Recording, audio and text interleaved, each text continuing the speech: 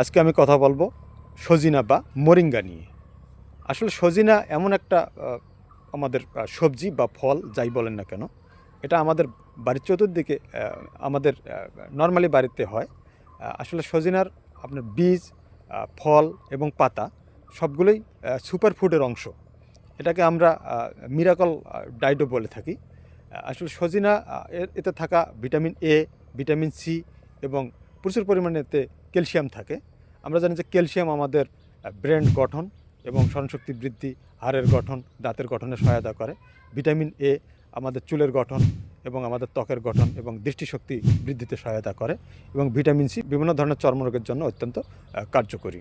আমরা সজিনা পাতা যদি আমরা নিয়মিত খাই সবজি হিসাবে, এবং সজিনা পাতা গুঁড়া বিভিন্নভাবে খাওয়া যায়, তাহলে আমাদের এই রোগ প্রতিরোধ ক্ষমতা বাড়বে।